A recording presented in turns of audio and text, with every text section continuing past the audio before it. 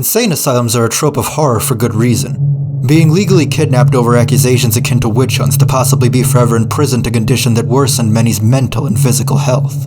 If you survive being tortured, vivisected, or tied to something so long your skin begins to grow over your restraints as you wait endlessly in a crowded pile of waste and malnutrition, with the ambience of adult screams and many committing even children through virtually no evidence, to simply be rid of someone they don't like, or see as in their way. The history of asylums is a horror effective by even referencing, which can be used effectively by horror games. Take a game simply titled Asylum by the duo that brought us Labyrinth. Released in February of 1981 for the TRS-80, it's a first-person game where you attempt to escape a madhouse when the sun goes down. You have until 5:30 a.m. to make it out of the asylum's anxiety-inducing layout, filled with inmates you may have to ask help of, and staff that will catch you. Your captivity can be made worse, as you'll have to deal with things like stealing a uniform or being forced into a straitjacket in your attempt to escape overnight. This game showed me the importance of red herrings.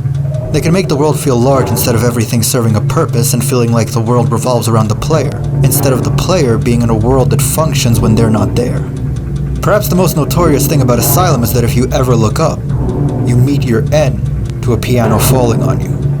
And it's not just you, as you can leave someone a note telling them to look up, and upon doing it, it happens to them. That same year, Asylum's publisher would also bring us Institute, a text game primarily over a static background that would receive 1983 versions for the Apple II, Atari 8-bit, and Commodore 64 with dramatic visual additions.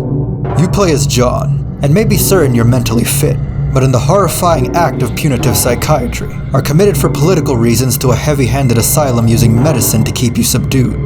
Despite misbehavior like stealing possibly resulting in staff being fatally heavy-handed, you can steal sedative power to hide in a closet throughout the day where most of the game takes place, with the asylum serving as your hub world, and your dreams being the levels, giving the player an opportunity to explore the mind of the person you're playing as, trying to find an escape from this loony bin in both senses. 10 years later, a game called Seventh Heaven would have the same idea, but recontextualize it from a punitive psychiatry case to your protagonist being held to stop you from harming yourself after learning you're terminal, with only a few years left. People's legal right to end things on their own terms is itself an interesting subject to explore, and in this game you're choosing to spend your days trying to sleep to explore your dreams in hopes of finding a realization to solve your overall struggle with mortality. 2 years after this, there was also a game called Asylum, not to be confused with the Gauntlet clone, that took a more humorous approach to Seventh Heaven's idea as a platformer, where you enter someone's mind to literally attack and eliminate the bad parts of their psyche, ego, and id with an arsenal. Back in the 80s, however, Med System's Asylum would get a sequel, featuring the story of you getting into adventure games, causing you to mutter possible solutions in games you may be playing to yourself while taking walks around town. But this leads to people thinking you may be suffering from an inability to distinguish video games from reality, which had become a trendy topic. So they have you committed against your will to a particular asylum, wrangling up those who they allege to be video game addicts. Having played the first game could be experienced useful in coming up with approaches to escape this loony bin and its harmful nature, from being forcibly strapped into electroshock therapy, to of course failing to survive your stay altogether.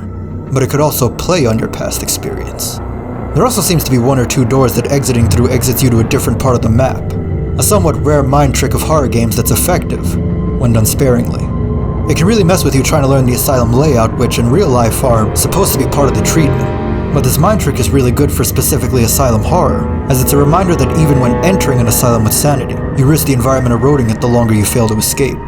This sequel is a refinement of the first game's formula, fleshed out and often replacing the first game due to the title dropping the 2 when getting ported upward, which often seems to result in Frank Core going uncredited for the original Asylum, because he wasn't credited in the sequel that replaced the original in name.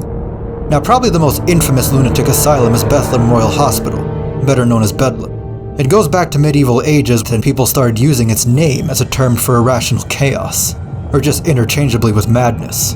If you think patients were handled poorly in a time of television to report on it, imagine how they were handled in medieval times. Despite still operating today, you might imagine this creates a hard image to reform.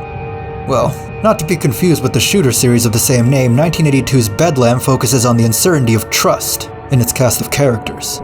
It wears what it is on its sleeve, with you trying to reach a randomized exit while interacting with the sanity-draining environment of a psychiatric hospital. From an inmate who paints doors on walls and tries to enter them, to a doctor who has decided your treatment shall be a lobotomy, and will do it.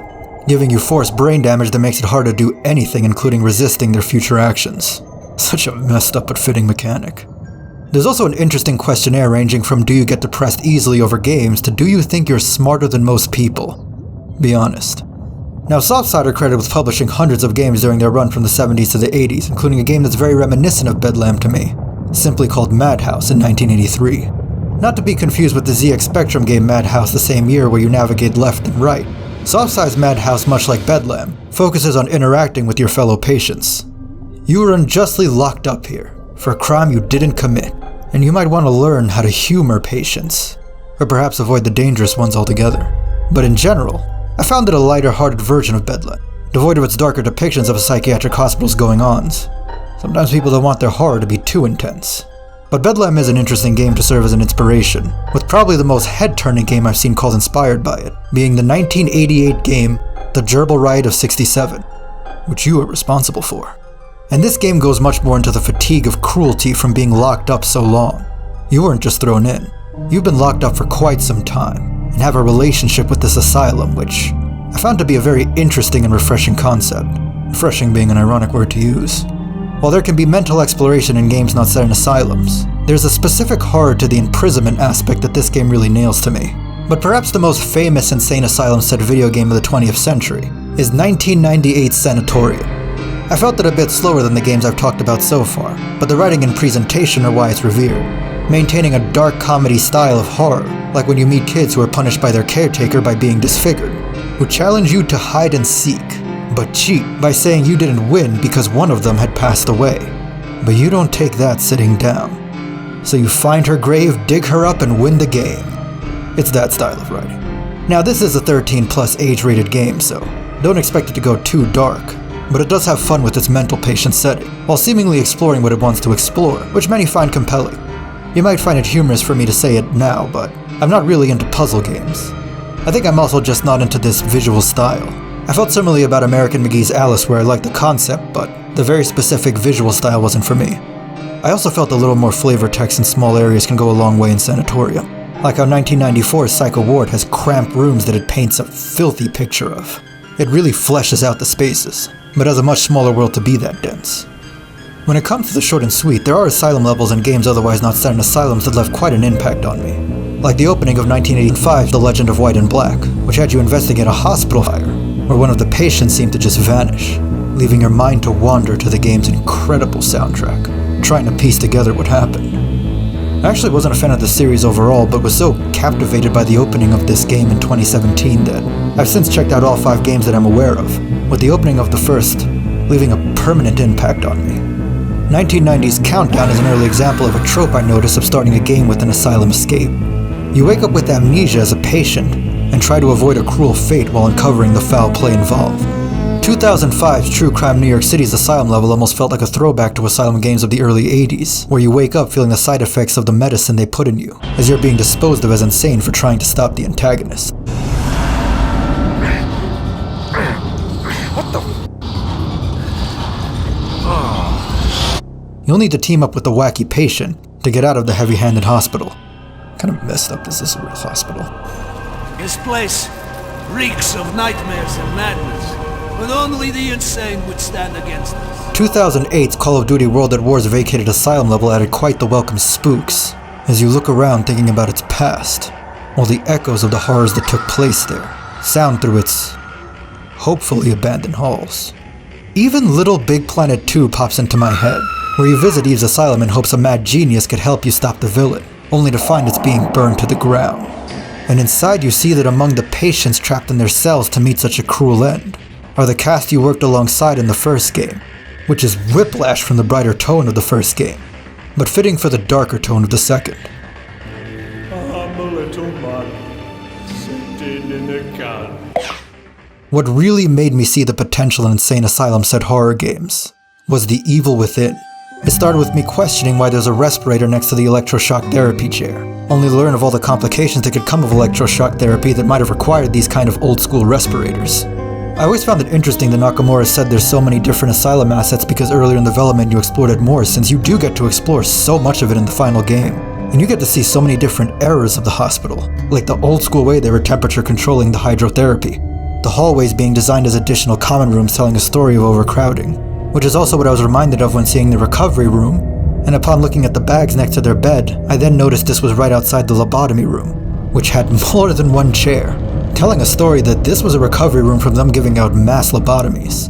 Even outside of Beacon, I'm reminded of the hospital, like the imagery of a long hallway reminding me of the uniform architecture that's meant to be part of the treatment, but can really feel like an endless labyrinth you imprisoned in.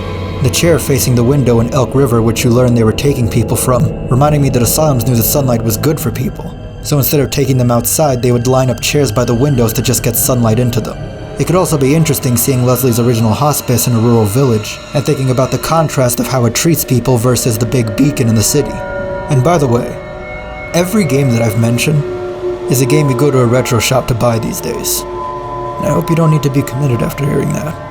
But there are still great horror games coming out with great uses of asylum horror, like how the 2024 Silent Hill 2 remake expanded its asylum horror. That bed can make you think. Asylums, of course, don't only have to be used for horror games, like 1995's Madhouse Indian Spirit, where you actually play as the staff of a mental hospital, trying to stop it from being unjustly torn down. But there's definitely an impact and plethora of horror stories, and still untapped potential, about a setting that can be so hopeless, in such a mysterious way, that horrifies to learn is true. I'm Oktar.